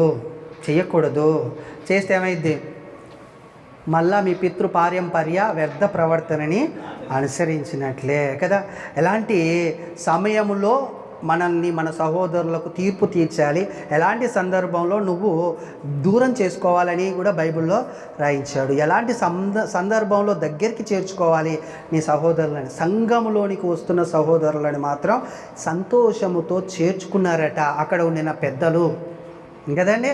ఇదే పౌలు గారు ఏమంటారు తెలుసా? దుష్ట సాంగత్యం మంచి నడవడికని చెడుపును కనుక వాడిని మీలో నుంచి వెలివేయండి అంటే సంఘంలో నుంచి వెలివేయండి అంటాడు. అదే పౌలు గారు ఏమంటున్నాడు ఇప్పుడు అంటే నన్ను సంతోషముగా సంఘం చేర్చుకున్నాను కదండి. ఆయన సేవలో ఉన్నాడు, ఆయన దేవుని దగ్గరగా ఉన్నాడు, దేవుని చిత్తంలో ఉన్నాడు. కాబట్టి ఆయన ఎక్కడికి పోయినా కానీ ఆయనకు తిరుగు లేకుండా ముందుకు కొనసాగాడు. కాబట్టి రెండవదిగా మనం సంతోషంగా సహోదరులని చేర్చుకునే వాళ్ళమై ఉండాలి. కొంతమంది సంఘంలో చేర్చుకోరట. చేర్చుకునే వాళ్ళలో యోహాను 3వ పత్రిక 1వ అధ్యాయం 10వ వచనం చూడండి. చేర్చుకోలేని వారు ఎవరు? ఎలాంటి వారు చేర్చుకోరు అక్కడ రాయబడి ఉంటుంది. 3వ యోహాను పత్రిక 1వ అధ్యాయం 10వ వచనం. ఎవరట వాడు అంటే ఒక సహోదరుడు ఉన్నాడు. ఆ సహోదరుడు ఏం చేస్తున్నాడు అంటే మమ్మల్ని గూర్చి చెడ్డ మాటలు వదరుచు అది చాలనట్టుగా సహోదరులను తానే చేర్చుకొనక వారిని చేర్చుకొనగల మనసు గలవారిని కూడా చూశారండి ఆటంకపరచుచు సంఘములో నుండి వాళ్ళని వెలివేస్తున్నారు. చేస్తలేరా? ఆనాటి సంఘంలో ఏం జరుగుతుంది అంటే వెలివేస్తున్నారు. ఎందుకు వెలివేస్తున్నారు? ఎందుకు తీసేస్తున్నారు అంటే సహోదరుల కలహము, సహోదరుల్లో అసూయలు, సహోదరుల్లో కక్షలు, సహోదరుల్లో వివాదాలు ఉండి ఏం చేస్తున్నారు? సంఘంలోకి నువ్వు రావద్దు, సంఘంలో చేర్చుకోదీనని అని చెప్పి పక్కకు నెట్టేస్తున్నారు. చూడండి ఎలా ఉన్నారు. సంఘం ఎలా ఉండాలని చెప్పాడు. అదే కొరింథీ పత్రిక 1వ అధ్యాయము 10వ వచనంలో సంఘం ఏక తాత్పర్యం, ఏక భావం, ఏక మనస్సు కలిగి ఉండాలంటే సంఘంలో ఎలా ఉన్నారు చూడండి. కొంతమందిని రానియటం లేదట సహోదరులే.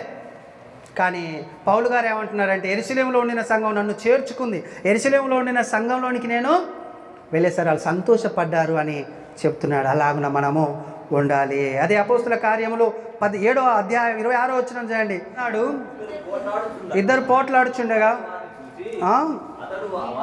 అతడు వారిని చూసి, అయ్యలారా మీరు సహోదరులు, మీరు ఎందుకు ఒకరికి ఒకడు అన్యాయం చేసుకుంటున్నారని చెప్పి వారిని సమాధానపరచ. చూశారండి ఏం చేస్తున్నాడు?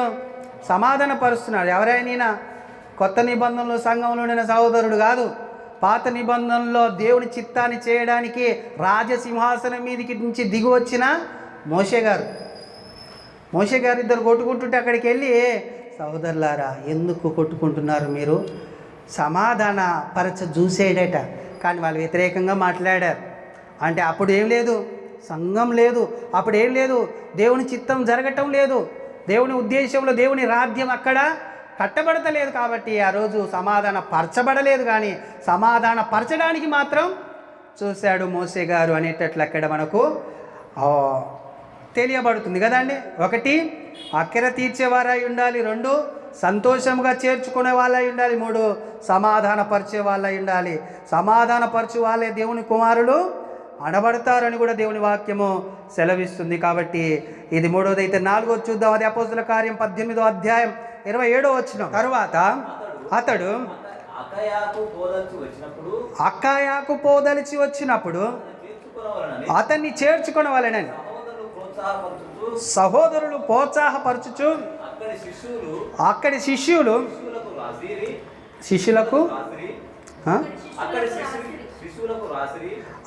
శిష్యులకు రాసిరి ఒక లేఖ రాస్తున్నారు. ఇదిగో ఈయనని మీరు ప్రోత్సాహపరచాలి, ఈయనకు మీరు సహాయం చేయాలి అని ఒక లెటర్ రాసి అపోలోని అకాయాకు పంపిస్తున్నారు కదండి. అంటే సంఘంలో ఎలాంటి ఆలోచన ఉండాలని చెప్తున్నారు.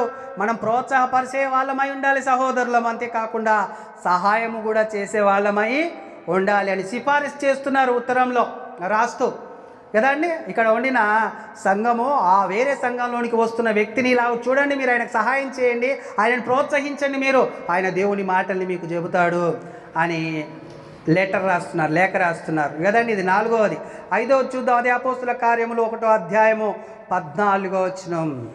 అపోస్తుల కార్యం 1వ అధ్యాయము 14వ వచనం. ఏక మనసుతో ఎడతెగక ప్రార్థన చేయుచున్నారు. ఎవరు? సహోదరులు కూడుకొని మేడగదిలో ఎడతెగక ప్రార్థన చేశారట. ఎడతెగక ప్రార్థన అంటే అర్థం ఏందో తెలుసా? ఆపలేదు ఇక మధ్యలో, కాఫీకి టీకి ఏం బ్రేకులు ఇవ్వలేదు, నాన్ స్టాప్గా ప్రార్థన చేస్తూనే ఉన్నారట. ప్రార్థన చేస్తానికి మనసు వస్తుందండి మనకు. ఒక శనివారం ఉపవాస ప్రార్థనకు వచ్చి 5 నిమిషాలు మందిరంలో కూర్చొని ఆదివారం కొరకు సిద్ధపడదాం అనే ఆలోచన వస్తుందా మనకు? వాళ్ళంటే ఎడతెగక చేశారట ప్రార్థన, సహోదరులు కలిసి మేడగదిలో. అప్పుడు పరిస్థితి ఎట్టుంది తెలుసా? ఎవరైనా యేసుక్రీస్తు మాటను ఉచ్చరించినా, యేసుక్రీస్తు నామాన్ని ఉచ్చరించినా తీసుకెళ్ళి చెరసాలు వేస్తారు. అలాంటి పరిస్థితుల్లో ఉన్నప్పుడు మేడగది మీదకి పోయి వాళ్ళు ఎడతెగక ప్రార్థనలు చేశారు. పరిశుద్ధాత్ముడు దిగి వచ్చాడు. అక్కడ అన్య భాషలతో మాట్లాడాడు. పేతురు మొదటి ప్రసంగం చేశాడు. సంఘం కట్టబడింది, 3000 ఆత్మలు రక్షింపబడ్డాయి. ప్రార్థనకున్న శక్తి అది కదండి. దేవుడు మనతో మాట్లాడుతున్నాడు. అలాంటి ఐక్యత కలిగి ఉండాలి, అలాంటి ఏకభావం, ఏక మనసు, ఏక తాత్పర్యం సంఘం కలిగి ఉండాలి. ఏక మనసుతో వాళ్ళు ప్రార్థన చేశారట. సంఘంలో ఉండిన సహోదరులు ఏక మనసుతో ప్రార్థన కూడా చేయబద్దులై ఉన్నారు కదండి. అదే 1 యోహాను పత్రిక 3వ అధ్యాయము 17వ వచనం. ఇంకేం చేయాలి? ఇది 5వది. 6వది ఇప్పుడు మనం చదివేది. 1 యోహాను పత్రిక 3వ అధ్యాయం 17వ లోకపు జీవనోపాధి కలవాడై ఉండి తన సహోదరునికి లేమి కలుగుట చూసి అతని ఎడల ఎంత మాత్రమును కనికరము చూపని వాని యందు ఎలాగూ నిలుస్తుంది. అంతే కదండి. దేవుని సంఘంలో ఉండిన సహోదరుడు ఎదుటివాడి జీవనోపాధి చేసుకుంటున్నప్పుడు వానికి లేమి కలిగితే ఏం చేయాలండి? సహాయం చేయాలి. లేమిలో సహోదరునికి ఏం చేయాలి? సహాయం చేయాలి అనేది మనకు అర్థమవుతుంది. సంఘంలో జరిగి ఉన్న చివరిగా చూద్దాం, ముఖ్యమైనది ఏంటి అంటే 1 యోహాను పత్రిక 4వ అధ్యాయం అక్కడనే 20వ వచనం. 1 యోహాను పత్రిక 4వ అధ్యాయం అక్కడనే 20వ వచనం చూద్దాం. ఎడైనను నేను దేవుణ్ణి ప్రేమించుచున్నానని చెప్పి తన సహోదరుని ద్వేషించిన ఎడల అతడు అబద్ధికుడగును. తను చూసిన సహోదరుణ్ణి ప్రేమింపని వాడు తను చూడని దేవుణ్ణి ఏం చేయలేడు? ప్రేమింపలేడు. అంటే ఎవరైతే సహోదరుని ద్వేషిస్తారో వాళ్ళు ఏముండదని చెప్తున్నాడు? ప్రేమ ఉండదు. ప్రేమ కావాలి అంటున్నాడు. సంఘములో సహోదరుల మధ్య ఏమేమి ఉండాలంటే అక్కర తీర్చేవారై ఉండాలి. 2 సహోదరులని సంతోషంగా చేర్చుకోవాలి. 3 ప్రోత్సాహపరచాలి, సహాయం చేయాలి. 4వది సమాధాన పరచాలి. 5వది ఏక మనస్సుతో ప్రార్థన చేయాలి. 6వది సహోదరునికి లేమి కలిగితే కనికరం ఉండాలి. నీలో కనికరం ఉండి వాళ్ళకు ఏం చేయాలి? సహాయము చేయాలి. కనికరం అనేది చాలా అవసరం. 7వది ప్రేమ ఉండాలి. తప్పకుండా ప్రేమ లేకుంటే నీలో దేవుడు లేడు, లేకపోతే దేవుని వాక్యము లేదు అనేది అర్థమైంది కదండి. ఇవన్నీ ఉంటే అప్పుడు సహోదరుల బంధములో సత్యం ఉంటుంది. సహోదరుల బంధంలో సత్యం ఉండాలంటే ఈ క్యారెక్టర్ అంతా మనలో ఉండాలి. లేకపోతే ఏకభావము, ఏక తాత్పర్యం, ఏక మనస్సు లేని వాళ్ళముగా మరలా పితృపార్యపర్యమైన వ్యర్థ ప్రవర్తన మనలో చోటు చేసుకొని ఉన్నట్టుగా కనబడుతుంది. వీటిని అన్నిటిని చేసిన వాళ్ళని ఏమంటుంది తెలుసా అండి బైబిల్? అక్కడనే 1 యోహాను పత్రిక 3వ అధ్యాయము 18వ వచనం చూడండి. 3వ అధ్యాయం 18వ వచనం.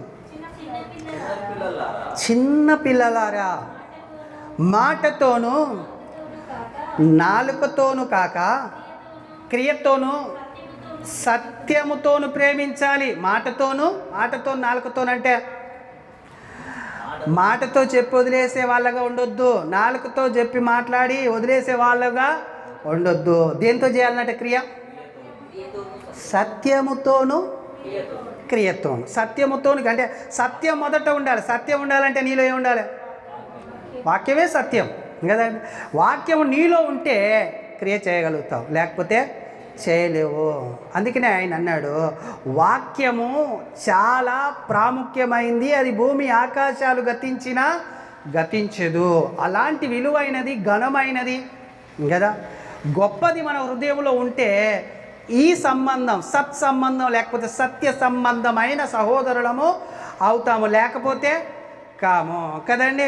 అది చేయనట్లేనట ఆయన ఏం చేశాడో చూడండి. అదే యోహాను, అక్కడనే ఉండండి మీరు. అదే యోహాను పత్రిక 3వ అధ్యాయం 16వ వచనం. 1వ యోహాను పత్రిక 3వ అధ్యాయం 16వ వచనం. ఆయన మన నిమిత్తం చూడండి, అన్నిటికంటే గొప్ప విషయం ఇక్కడ రాయబడి ఉంది. ఆయన మన నిమిత్తం ప్రాణం పెట్టాను కనుక దీని వలన ప్రేమ ఎట్టిది అని తెలుసుకొనుచున్నాము. మనము కూడా సహోదరుల నిమిత్తం చూసారండి, ఎంత పెద్ద మాట రాయించాడు దేవుడు బైబిల్లో. మన ప్రాణమే పెట్టబద్దులమై మనము ఉన్నాము అని చెప్తుంటే మనం ఏం చేస్తున్నాం? కలహాలు, అసూయ, కక్షలు, జారత్వం, సంఘాలలో ఇబ్బందికరమైన ప్రతిదీ దేవునికి కనబడేటట్లు చేసి ఆయన హృదయాలను ఏం చేస్తున్నాం? గాయపరుస్తున్నాం, ఇబ్బంది పరుస్తున్నాం, ఏడిపిస్తున్నాం, ద్వేషిస్తున్నాం కదా. సంఘం ఏకభావంతో, ఏక మనస్సుతో, ఏక తాత్పర్యంతో ఏకీభవించి ఏక మనసు కలిగి ప్రార్థన చేసేవారుగాను, సమాధానపరచువారుగాను, సంతోషముగా ఉండువారుగాను, అక్కర తీర్చేవారుగాను, అంతేకాకుండా కనికరము గలవారుగాను, ప్రేమ గలవారుగాను, చేర్చుకునే వాళ్ళుగాను ఉండమని దేవుని వాక్యం సెలవిస్తుంటే ఏం చేస్తున్నారు అంటే కలహాలు ఆడుతున్నారు, ఇబ్బందులు పడుతున్నారు. సహోదరులు అలా ఉండకూడదు. సంఘంలో ఉండిన వాళ్ళు కూడా మంచిగా ఉండాలి. అప్పుడు ఏమవుతుంది ఈ బంధం అంటే? 3వ అధ్యాయం 19వ వచనం చూడండి. ఇందువలన మనము ఏ సంబంధులమని? సత్య సంబంధులమని ఎరుగుదుము. ఎప్పుడు? సత్యముతోనూ క్రియతోనూ మనము ప్రేమిస్తే అప్పుడు మనము సత్య సంబంధులమని ఎరగాలి. సత్య సంబంధులమని ఎరగాలి కదండి. ఇదనమాట ఏంటిది? సంఘములో ఉండి సంఘములో మన ఐక్యత కలిగి ఏక మనసు కలిగి ఏక భావంతో చేస్తుంటే పనులన్నిటిని లేకపోతే క్రియలన్నిటిని చేస్తున్నప్పుడు దేవుడు ఇప్పుడు మీరు సత్య సంబంధులురా అని అంటాడనమాట. అర్థమైందా? దేవుడు ఎలా ఉండాలనుకున్నాడండి? ఐక్యము కలిగి ఉండాలి. ఎలాంటి ఐక్యత అది? ఎలాంటి ఐక్యత? ఎందులో ఐక్యత? మనకు కీర్తనల గ్రంథం 133వ కీర్తన 1వ వచనంలో చూడండి, లేకపోతే సమయం ఉంది కానీ, సహోదరులు ఐక్యత కలిగి నివసించుట ఎంతో మేలు, ఎంతో మనోహరము. అది తల మీద పోయబడి అహరోను గడ్డము మీదిగా కారి అతని అంగీల అంచు వరకు దిగజారిన పరిమళ తైలం అంట. ఏంటిది కావచ్చు అది? అలా ఉంటుందట ఐక్యత కలిగి ఉంటే. ఏంటిది కావచ్చు అది? తైలం. ఏం తైలం అది? అభిషేక తైలం. అభిషేకం అనగానే మనకు గుర్తుకు రావాలి అభిషక్తుడు అని. అభిషక్తుడు తల మీద పోయబడిన తైలాభిషేకం వల్ల కిందికి కారునంతగా ఉంటుందంట ఐక్యత కలిగి సహోదరులకు మేలు అన్నాడు. అంతేకాకుండా అలాగున్న అభిషేక తైలం మీ మీద లేకపోతే మీ మధ్యలో మీ చుట్టూ ఉంటే ఏం జరుగుద్ది? కింద చెప్తాడు 3వ వచనంలో,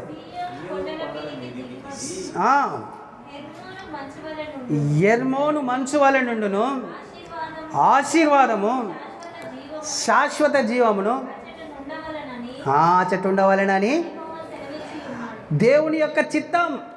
అక్కడ ఆశీర్వాదమును శాశ్వత జీవమును ఉండాలి. ఎక్కడ ఐక్యత ఉంటుందో అక్కడ ఉండాలి అనేది దేవుని యొక్క చిత్తము. కాబట్టి ఐక్యత కావాలి, ఐక్యత కావాలి. ఎక్కడ ఐక్యత? దేవుని యొక్క ఆ మర్మం, ఈ ఐక్యత ఎక్కడ పెట్టాడు? ఈ మర్మాన్ని ఎక్కడ దాచాడు? క్రీస్తులోనేనండి. మరలా రోమపత్రిక 6వ అధ్యాయం 5వ వచనం, మరియు ఆయన మరణం యొక్క సాదృశ్యమందు. చూసారండి? ఎక్కడ నాటి ఐక్యం అవ్వాల్సింది? ఎక్కడ ఐక్యత ఎక్కడుండాలి అంటే మరణములో, క్రీస్తు మరణములో ఐక్యత గలవారమై, ఆ స్వభావమందు ఐక్యత గలవారమై, ఆయన పునరుద్ధానం యొక్క సాదృశ్యమందు ఆయనతో ఐక్యత గలవారమై ఉండాలి. ఎక్కడ ఐక్యత కలిగి ఉండాలంటే ఆయన మరణంలోను ఆయన పునరుద్ధానంలోను, ఆయన మరణంలోను పునరుద్ధానములోను ఐక్యత కలిగి ఉండాలి. అక్కడ ఏముంటుంది? శాశ్వత జీవము, ఆశీర్వాదం అక్కడ నివసిస్తుంది కదా. ఆయన గొప్ప ప్రణాళిక, గొప్ప ఉద్దేశంతో దేవుడు సహోదరుల బంధాన్ని ఏర్పరిచాడు. కానీ సహోదరుల బంధము బయటనైతే ఫెయిల్ అయింది, కానీ ఈ సంఘంలో ఫెయిల్ కాకూడదు కదా. దేవుని ఉద్దేశము, దేవుని చిత్తము నెరవేరాలి అని దేవుడు చూస్తున్నాడండి. ఒకటి మీరు బాగా గుర్తుపెట్టుకోవాలి, ఆదాము జ్యేష్ఠుడా కనిష్ఠుడా? ఆదాము జ్యేష్ఠుడా? ఎందుకు? యేసుక్రీస్తు ప్రభువారు మొదటి కుమారుడు కదా. ఈ ఆదాము 2వ కుమారుడు అంటే కనిష్ఠుడు. జ్యేష్ఠుడు అని యేసుక్రీస్తు ప్రభువారికి పేరు. జ్యేష్ఠుడు ఆయన అందరిలో. ఆ జ్యేష్ఠ స్వభావంలో మన ఐక్యత కావాలి అని అంటాడు. అంతే. ఇక్కడ దేవుని కృపని మీరు ఆలోచించండి. కనిష్ఠుడు అనే దాన్ని తీసేశాడు దేవుడు. ఎట్లా తీసేశాడు తెలుసా? యేసుక్రీస్తులోనే ఈ ఆదాము సంతతిని ఐక్యము చేశాడు. ఎలా? సంఘమేమో దేవుని శరీరముగాను, తలనేమో లేకపోతే శిరస్సు ఏమో యేసుక్రీస్తు గాని చేసి ఒక్కటేగా చేశాడు. అంటే ఇప్పుడు జ్యేష్ఠుడు ఏమంటారు? కనిష్ఠుడు లేదుగా. జ్యేష్ఠుడు కనిష్ఠుడు అంటే చిన్నోడు పెద్దోడు అని తేడా లేకుండా ఇద్దరిని సమానంగా చేశాడు. దేవుని కృప అంటే ఏంటంటే పనికిరానోడిని, అసలు వ్యర్థంగా పడున్నోడిని అసలు లెక్కనే లేకుండా తీసేసిన ఆ పితృపార్యపర్యమైన వ్యర్థ ప్రవర్తనను అనుసరించి నడుచుకుంటోని తీసుకొచ్చి కనిష్ఠుడిగా పెట్టలేదు. బాగా ఆలోచించాలి. కనిష్ఠుడిగా పెట్టలేదు. ఎలా పెట్టాడు? జ్యేష్ఠుడిగా జ్యేష్ఠుడిలో పెట్టాడు. జ్యేష్ఠుడిగా జ్యేష్ఠు అంటే యేసుక్రీస్తు శరీరముగా పెట్టాడు. ఇప్పుడు మనం అందరం యేసుక్రీస్తు శరీరంలో అవయవాలుగా కట్టబడుచున్నాము. ఆ శరీరానికి శిరస్సు ఎవరయ్యా అంటే క్రీస్తు. అర్థమవుతుందా? ఇప్పుడు మనము కనిష్ఠులము, తక్కువ వాళ్ళము, తీసేయబడిన వాళ్ళం, పాపం చేసిన వాళ్ళంగా దేవుడు చూడటం లేదు. తన ప్రియ కుమారుడైన యేసుక్రీస్తుని ఎలాగునో చూడాలనుకున్నాడో, ఎలా ఉండాలనుకున్నాడు కదండి. భూలోకమందును పరలోకమందును అన్నిటిని ఏం చేయాలనుకున్నాడు తండ్రి? తన అభిష్టం ఏంటి? ఆయన సమాధానపరుచుకొని ఒక్కటిగా చేయాలి. ఏకతత్వం, ఏక తాత్పర్యం, ఏక మనసు అంటే అదే ఒక్కటే, రెండవదిగా ఉండకుండా దేవుడు చేయాలి. అందుకనే శరీరం ఒక్కటే అని అంటది బైబిల్. ఎఫెసీ పత్రిక 4:4 ఉంటుంది, శరీరము ఒక్కటే, ఆత్మ ఒక్కటే, బాప్తిస్మం ఒక్కటే, విశ్వాసం ఒక్కటే, దేవుడు ఒకటి, అంత ఒక్కటిగా ఏకత్వంలో ఉండాలి అని దేవుడు చూశాడండి కదా. ఆలోచన క్రైస్తవులమైన మనము కలిగి ఉండాలి. వేరు కాదు, మనం ఒక్కటే శరీరం, ఒక్క శరీరం. కాబట్టే మనల్ని దేని కొరకు సిద్ధపరుస్తున్నాడో హెబ్రీ పత్రిక 12:23, పరలోకమందు రాయబడి ఉన్న జ్యేష్ఠుల సంఘమునకు వారి మహోత్సవమునకును అందరి న్యాయాధిపతి అయిన దేవుని యొద్దకు సంపూర్ణ సిద్ధి పొందిన నీతిమంతుల ఆత్మల యొద్దకును క్రొత్త నిబంధనకు మధ్యవర్తి అయిన యేసునొద్దకు ఏబేలు కంటే మరీ శ్రేష్టముగా పలుకు ప్రోక్షణ రక్తమునకును మీరు వచ్చి ఉన్నారు. మనం ఎక్కడికి వచ్చామో జ్యేష్ఠుల సంఘములో. జ్యేష్ఠులు అంటే యేసుక్రీస్తు ప్రభువారు. యేసుక్రీస్తు ప్రభువారి యొక్క జ్యేష్ఠుడు అంటే యేసుక్రీస్తు ప్రభువారైనా. ఆ వచనం కూడా 8వ అధ్యాయం, రోమపత్రిక 8వ అధ్యాయం 29వ వచనం. ఎందుకనగా తన కుమారుడు అనేక సహోదరులలో జ్యేష్ఠుడగునట్లు దేవుడు ఎవరిని ముందుగా ఎరిగెనో బాగినాలే, వారు తన కుమారునితో సారూప్యము గలవారగుటకు. చూశారండి, మనల్ని భూమికి పునాదులు వేయబడక ముందే నిర్ణయించాడు. మనమే దీన్ని తక్కువ స్థితిగా ఆలోచన చేస్తాం. దేవుని వాక్యం దగ్గరికి రావాలి, దేవుని వాక్యం వినాలి, దేవునితో సంబంధం కలిగి సహోదరుల బంధం కలిగి ఉండేది అనేది ఎప్పటిదో ప్రణాళిక ముందుగానే మనం ఏర్పరచుకున్న తర్వాత సృష్టిని చేశాడట అని చెప్తున్నాడు. ఎందుకు ఇదంతా అంటే క్రీస్తు, జ్యేష్ఠుడైన క్రీస్తు సారూప్యంలోనికి మన అందరము ఐక్యమగు నిమిత్తం. ఇంత ఉందన్నమాట సహోదరుల బంధంలో సత్యం. ఈ సత్యాన్ని గ్రహిస్తే విలువ కదండి, ఈ సత్యాన్ని గ్రహిస్తే ఘనత, ఈ సత్యాన్ని గ్రహిస్తే గొప్పగా ఈ లోకంలోను పరలోకంలోను మనము జీవిస్తాం. అర్థమవుతుంది కదా. అర్థమైతే దేవుడి మాటలు దీవించి మన హృదయంలో విడికిలో సమస్త మార్గాల త్రోవల ఆలోచనలో పరిశుద్ధాత్ముడు ఫలింపజేసి మనల్ని నడిపించునుగాక.